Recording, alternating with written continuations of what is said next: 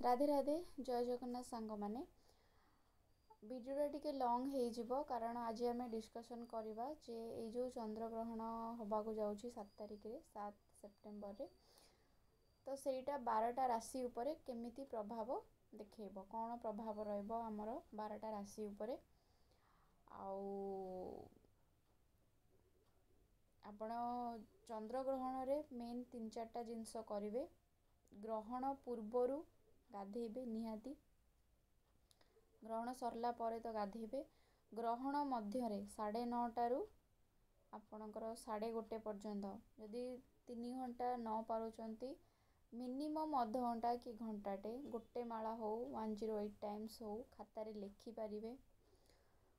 किंतु जेकोसी मंत्र हो जो नाम सहित भगवान कर जो नाम सहित आपण को अटैचमेंट फील होची आपण कनेक्ट फील करूचंती आपण को सैटिस्फाइड लगुची आपण निहाती भाबरे से ना को धरिबे माने पार्टी रे उच्चारण करिवे ताको लिखि पारिबे खातारे गोटे लिखि पारिबे सेही ना को बारंबार रिपीट करि पारिबे। आउ सबु जगार आपणकर इवेन जोटा चाउल डब्बा अच्छी गहम डब्बा अच्छी जोठी आपण रखुचंती आपणकर चूल्हा उपरे गैस चूल्हा उपरे दिन 12:30 पूर्व आपण रोषेई बास बंद कर देइथिबे तापरे धुआ धुई करिकी सेठी निहाती भाबरे आपण तुलसी पत्र सबु जगार आपणकर गडरेज रे लॉकर रे आपणकर सर्टिफिकेट मु आगरु वीडियो रे कहितली सबु जगार आपण निहाती भाबरे तुलसी पत्र रखिबे। आउ गोटे सिंपल पात्र रे ताटिया रे बा ग्लास रे हो आपण शुद्ध जल रखिकी ताधरे गंगा जल ताधरे आपण तुलसी पत्र पकई देथिबे ताकि ता पर दिन सकाळे तळे आपण गाधेइबे प्रातः जेते बेले आपण गाधेइबे आपणकर सेही पानी रे ही गाधेइबे कारण आपण गंगा जल रे ही स्नान करिवे ना तो आपण आउ थरे ठाकुरंकर घरे पसिकी तो आनी परिबेनी ना तो सेति आगुरु तुलसी पत्र पकई रख देथिबे ता पर दिन सकाळु आपण गाधेइबे।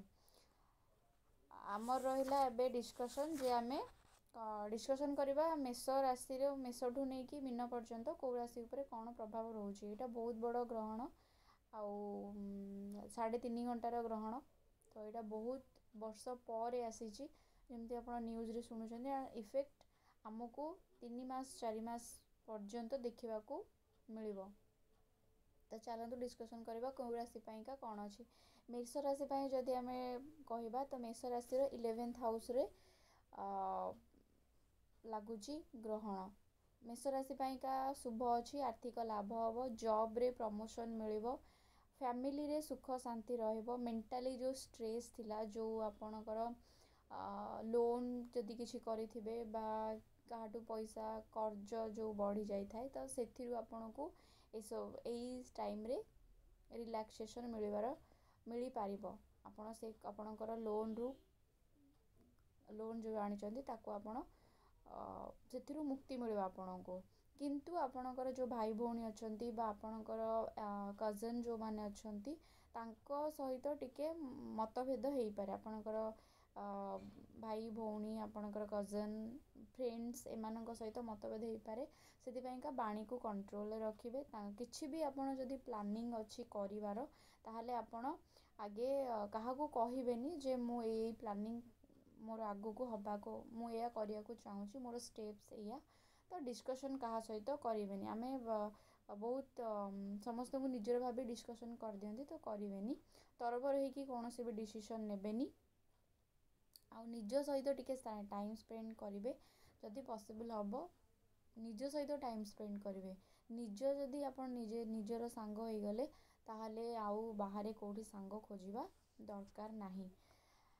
तापरे आमे डिस्कशन करिबा वृष राशि रो 10th हाउस रे लागुची ग्रहण शुभ फल देव माने मिला जुला फल जो है ना बहुत खराब ना बहुत भल कैरियर रो घर सेटा 10th हाउस जोटा तो चंद्र ग्रहण 10th हाउस रे लागुची आउ सकारात्मक कार्य क्षेत्र रे आपन को सकारात्मक प्रभाव पड़िबो किंतु जॉब जदि चेंज करिया को चाहूचंती ताल रहि जांतु एबे क्विट करंतुनी निजर सीनियर अथॉरिटी बा आपणकर जे मैनेजर बा बिजनेस करूछन जदि पार्टनरशिप रे पार्टनर सहित एमती किछि मिसअंडरस्टैंडिंग ହେଇପାରେ, କିନ୍ତୁ ଆପଣ ଆର୍ଗ୍ୟୁମେଣ୍ଟଠୁ ବଞ୍ଚିବେ। ଆଉ କାର୍ଯ୍ୟକ୍ଷେତ୍ରରେ ପଲିଟିକ୍ସ ହେଇପାରେ ଆପଣଙ୍କ ସହିତ, କିଛି ପଲିଟିକାଲ ମାନେ ଆପଣଙ୍କ ବ୍ୟାକ୍ ସାଇଡ଼୍ରେ ବ୍ୟାକ୍ଫାୟାର ହେଇପାରେ, ଆପଣଙ୍କ ପଛରେ ଲୋକ ଆପଣଙ୍କୁ ଖରାପ ବା ଆପଣଙ୍କ ଏଗେନଷ୍ଟରେ ଯାଇପାରନ୍ତି, ତ ସେଥିରୁ ଆପଣ ବଞ୍ଚିବେ।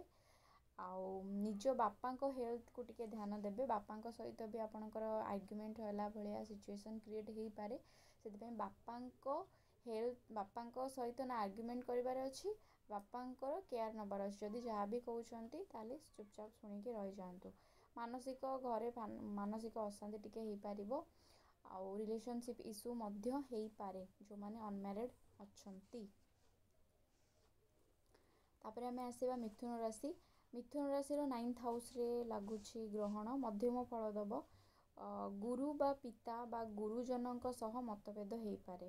ଯିଏ ଆପଣଙ୍କର ଏଲ୍ଡର ଅଛନ୍ତି ତାଙ୍କ ସହିତ ଆପଣଙ୍କର କଥାବାର୍ତ୍ତାରେ ଟିକେ ମତଭେଦ ହେଇପାରେ। ଯଦି ଆପଣ କୁଆଡ଼େ ଯାଉଛନ୍ତି ଯିବା ପାଇଁକା, ପ୍ଲାନିଂ ଅଛି ବିଦେଶ ଯିବା ପାଇଁକା, ବା ନିଜ ଘରଠୁ ଦୂରରେ ଯାଇକି ଜବ୍ କରିବା ପାଇଁ, ବିଜନେସ୍ କରିବା ପାଇଁ, ତ ସେଥିରେ ଟିକେ ଡିଷ୍ଟର୍ବାନ୍ସ କ୍ରିଏଟ୍ ହେଇପାରେ, ଟିକେ ଡିଲେ ହେଇପାରେ। ଖର୍ଚ୍ଚ ବଢ଼ିବ। ମିଥୁନ ରାଶିର ଲୋକ ଯେଉଁମାନେ, ତାଙ୍କର ଖର୍ଚ୍ଚ ବଢ଼ିବ, କିନ୍ତୁ ରହିଯାଇଥିବା ପଇସା, ଯଦି କାହାକୁ ଦେଇଛନ୍ତି ପଇସା ସେ ରିଟର୍ଣ୍ଣ କରୁନି, ତାହେଲେ ପଇସା ଆସିବ। ଆଉ ନିଜର ସ୍ୱାସ୍ଥ୍ୟ ପ୍ରତି ଧ୍ୟାନ ଦିଅନ୍ତୁ। ପୂଜା ପାଠରେ ମନ ଦିଅନ୍ତୁ। ମିଥୁନ ରାଶି ପୂଜା ପାଠରେ ମନ ଦିଅନ୍ତୁ, ସ୍ପିରିଚୁଆଲିଟି ଆଡ଼କୁ ଟିକେ ଯାଆନ୍ତୁ, ଭଲ ରହିବ ଆପଣଙ୍କ ପାଇଁ। ତାପରେ ଆମେ ଆସିବା କର୍କଟ ରାଶି। କର୍କଟ ରାଶିର 8th ହାଉସ୍ରେ ଲାଗୁଛି ଗ୍ରହଣ। କର୍କଟ ରାଶି ପାଇଁକା ମିଶ୍ରିତ ଫଳ ଦେବ। କର୍କଟ ରାଶି ପାଇଁକା ନା ବହୁତ ଭଲ ନା ବହୁତ ଖରାପ। କର୍କଟ ରାଶି ଲୋକମାନେ ବହୁତ ଇମୋସନାଲ୍, ଆଣ୍ଡ ତାଙ୍କର ଯିଏ ଗ୍ରହର ଲର୍ଡ଼ ଥାଆନ୍ତି ସେ ହେଉଛନ୍ତି ମୁନ୍କୁ ରିପ୍ରେଜେଣ୍ଟ କରନ୍ତି। ତ ଚନ୍ଦ୍ରରେ ହିଁ ଗ୍ରହଣ ଲାଗୁଛି, ବହୁତ ଇମୋସନାଲ୍। କେତେବେଳେ କ'ଣ ଭାବିବେ ସେ କଥା କହିବାର କେହି ବି ଗ୍ୟାରେଣ୍ଟି ଦେଇପାରିବେନି, ତାଙ୍କ ମନରେ କେତେବେଳେ କ'ଣ ଆସିବ। ବହୁତ ଇମୋସନାଲ୍, କେବେ କେବେ ବହୁତ ହାଇ ଲେବୁଲକୁ ଯାଇଥିବେ, କେତେବେଳେ ପୁରା ମାନେ ଡାଉନ୍। ବହୁତ ଜଲ୍ଦି କାନ୍ଦନ୍ତି କର୍କଟ ରାଶି ଲୋକମାନେ, ବହୁତ ଜଲ୍ଦି ଇମୋସନାଲ୍ ହେଇଯାଆନ୍ତି। ସେମାନେ ଇମୋସନାଲ୍ ବ୍ଲାକମେଲ୍ର ଶିକାର ସେମାନେ ବହୁତ ହୁଅନ୍ତି। ଅଚାନକ ଧନ ପ୍ରାପ୍ତି ହେବ, ଫାଇନାନ୍ସିଆଲି ଷ୍ଟେବଲ୍ ହେଇଯିବେ। ଯଦି ବିଜନେସ୍ କରୁଛନ୍ତି ତାହେଲେ ବିଜନେସ୍ରେ ବି ଗ୍ରୋଥ୍ ହେବ। ଯଦି ଜବ୍ କରୁଛନ୍ତି ତାହେଲେ ଜବ୍ରେ ବି ଆପଣଙ୍କୁ ନୂଆ ଅପରଚ୍ୟୁନିଟି ବା ପ୍ରମୋସନ୍ ମିଳିବାର ଚାନ୍ସ ଅଛି। କିନ୍ତୁ କିଛି ଜାଗାରେ ଆପଣଙ୍କୁ ସାବଧାନ ହେବାକୁ ପଡ଼ିବ, ଯେମିତି ଆପଣଙ୍କର ଏନିମି ଯେଉଁମାନେ ଅଛନ୍ତି, ଆପଣଙ୍କର ଶତ୍ରୁ, ତାଙ୍କଠୁ ଆପଣଙ୍କୁ ଟିକେ ସାବଧାନ ରହିବାକୁ ପଡ଼ିବ। ନିଜ ଖର୍ଚ୍ଚ ଯେଉଁ କରୁଛନ୍ତି ଆପଣ, ଯେମିତି ସାଙ୍ଗସାଥିରେ ହେଉ, ମାନେ ଇମୋସନାଲ୍ କହିଲି ନା, ତ କିଛି ଗୋଟେ ଖୁସି ଟାଇମ୍ରେ ଖର୍ଚ୍ଚ କରିଦେବେ ନାହିଁ। ଖର୍ଚ୍ଚକୁ କଣ୍ଟ୍ରୋଲରେ ରଖନ୍ତୁ। ନିଜ ପରିବାର ପ୍ରତି ଧ୍ୟାନ ଦିଅନ୍ତୁ। ନିଜ ବାଣୀରେ କଣ୍ଟ୍ରୋଲ ରଖନ୍ତୁ। କ'ଣ କହୁଛନ୍ତି ମାନେ କ'ଣ କହିବା ଦରକାର, କେଉଁ ସମୟରେ କ'ଣ କହିବା ଦରକାର, ସେଥିପ୍ରତି ଧ୍ୟାନ ଦିଅନ୍ତୁ। କାରଣ କର୍କଟ ରାଶିର ଲୋକମାନେ ବହୁତ ଇମୋସନାଲ୍ ହେଇଥାନ୍ତି, ଆଣ୍ଡ ଇମୋସନ୍ରେ ହଜି ଯାଇକି ସେମାନେ ବହୁତ କିଛି ଯେଉଁଟା ନ କହିବା କଥା କହିଦିଅନ୍ତି। ସେଥିପାଇଁକା ନିଜ ବାଣୀକୁ କଣ୍ଟ୍ରୋଲରେ ରଖନ୍ତୁ। ଆଣ୍ଡ ଯଦି ଦୁର୍ଘଟଣା କିମ୍ବା ଆଇନ ସମ୍ବନ୍ଧୀୟ କୌଣସି କାମ ହେଇପାରେ, ଆଇନ ସମ୍ବନ୍ଧୀୟ କୌଣସି କଷ୍ଟ ମିଳିପାରେ ଆପଣଙ୍କୁ, କିଛି ଲିଗାଲ୍ ଇସ୍ୟୁ ବି ହେଇପାରେ। ପ୍ରପର୍ଟି ରିଲେଟେଡ୍ କୌଣସି ଯଦି ପେପର୍ ସାଇନ୍ କରୁଛନ୍ତି ତାହେଲେ ରିଚେକ୍ ବାରମ୍ବାର କରିକି ତାପରେ ହିଁ କରିବେ। ତାପରେ ଆମେ ଆସିବା ସିଂହ ରାଶିକୁ। ସିଂହ ରାଶିର 7th ହାଉସ୍ରେ ଲାଗୁଛି। ସିଂହ ରାଶି ପାଇଁ ଏତେଟା ଶୁଭ ନୁହେଁ ଏଇ ଯେଉଁ ଗ୍ରହଣଟା। ସପ୍ତମ ସ୍ଥାନରେ ଲାଗୁଛି, ଯେଉଁଟାକି ହେଉଛି ସ୍ୱାମୀ ସ୍ତ୍ରୀଙ୍କର ରିଲେସନସିପ୍ର ସ୍ଥାନ। ତ ମ୍ୟାରେଜ୍ରେ କିଛି ହେଇପାରେ, ମ୍ୟାରେଜ୍ରେ ଇସ୍ୟୁ ହେଇପାରେ। ମ୍ୟାରେଜ୍ ଲାଇଫ୍ରେ ଯଦି ଅନମ୍ୟାରେଡ୍ ଅଛନ୍ତି ତାହେଲେ ପାର୍ଟନର୍କୁ ନେଇକି କିଛି ପ୍ରୋବ୍ଲେମ୍ ଆସିପାରେ। ପାର୍ଟନର୍ର ହେଲ୍ଥ ଇସ୍ୟୁ ବି ହେଇପାରେ, ତ ସେଥିପ୍ରତି ପାର୍ଟନର୍କୁ ଟିକେ ଜଗି ରଖି ଚଳିବେ, ଧ୍ୟାନ ଦେବେ ତାଙ୍କର ହେଲ୍ଥ ପ୍ରତି, ତାଙ୍କର ଇମୋସନ୍କୁ ବି ମାଇଣ୍ଡରେ ରଖିବେ। ଆଣ୍ଡ ନିଜ ରାଗକୁ କଣ୍ଟ୍ରୋଲରେ ରଖନ୍ତୁ। ସିଂହ ରାଶି ଲୋକମାନେ ସାଧାରଣତଃ ବହୁତ ରାଗି ନୁହେଁ, ଷ୍ଟ୍ରେଟ୍ ଫରୱାର୍ଡ଼ ହେଇଥାନ୍ତି। ସେଥିପାଇଁକା ଯାହା ବି ଡିସିସନ୍ ନେଉଛନ୍ତି ବୁଝି ବିଚାରିକି ଡିସିସନ୍ ନିଅନ୍ତୁ। ତାପରେ ଆମେ ଆସିବା କନ୍ୟା ରାଶି। କନ୍ୟା ରାଶିର 6th ହାଉସ୍ରେ ଲାଗୁଛି ଗ୍ରହଣ। 6th ହାଉସ୍ କନ୍ୟା ରାଶି ପାଇଁକା ଭଲ ଅଛି, ଶୁଭ ଫଳ ଦେବ।